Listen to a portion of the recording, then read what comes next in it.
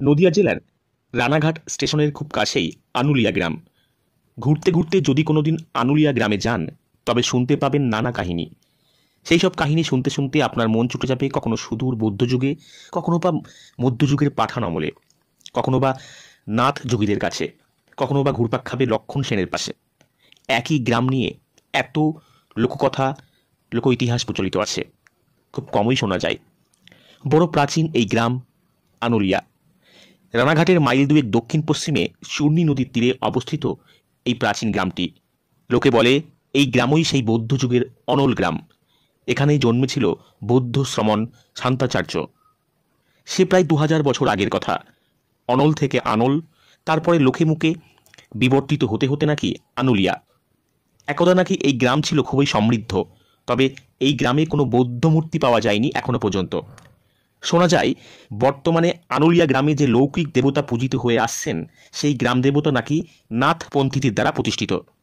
ওই বিগ্রহের মধ্যেও বৌদ্ধ ছায়াও লক্ষ্য করেন অনেকে। বর্তমানে মূর্তিটি দেগা থেকে আনা হয়েছে। ওটি পরিচিত ব্যাস দেবের মূর্তি নামে, হিন্দু মূর্তি। আগে নাকি ওখানে বৌদ্ধ মূর্তি ছিল। তাছাড়া এই গ্রামের বাৎসরিক কার্তিক সংক্রান্তিতে যে ধর্মের গাজন হয়ে থাকে সেই গাজনের মধ্যেও বৌদ্ধ ধর্মের ছাপ লক্ষ্য করা যায়। হাড়িরাই ধর্মের গাজন করে থাকে। লোকে বলে এখানে নাকি আগে ছিল টাকশাল। ওই টাকশালে মুদ্রা তৈরি হতো। চূর্ণী নদীর তীরে একটি ঢিবি দেখিয়ে দিয়ে ওখানকার লোকে বলেন ওটা সেই টাকশাল। কিছু মুদ্রাও নাকি এখানে পাওয়া গেছে এক সময় ওই ঢিবিতে। তবে ওই টাকশাল কোন যুগের বা কোন রাজা বা কোন সুলতান তৈরি করেছিলেন তা কেউ সঠিক বলতেই পারে না। ইতিহাস বলে যে বখতিয়ার খলজির নদিয়া বিজয়ের 50 বছর পরে মুগিসউদ্দিন উজবক নদিয়া ও ভাগীরথীর অববাহিকা অঞ্চল অধিকার করে বিজয় স্মারক হিসাবে নদিয়ায় টাকশাল থেকে এক বিশেষ আকারের মুদ্রা, রৌপ্য মুদ্রা প্রচলন করেছিলেন। 1255 খ্রিস্টাব্দে প্রচলিত হয়েছিল ওই মুদ্রা। ওই মুদ্রার একটি কলকাতার ভারতীয় জাদুঘরে এখনও আছে।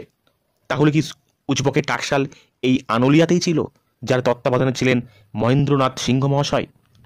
আবার খিসমা গ্রাম পঞ্চায়েতের অধীন টাকশালী গ্রামটিও খুবই প্রাচীন। বেশ কয়েকটি প্রাচীন ঢিবিও আছে এখানে।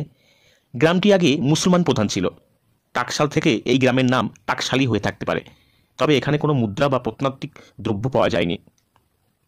আনুলিয়া গ্রামটি সত্যিই অতি প্রাচীন গ্রাম। এখানে যদি খনন কার্য চালানো হয় তবে দেখা যেতে পারে অতি প্রাচীন বহু মূল্যবান উপাদান সমূহ পাওয়া যেতে পারে।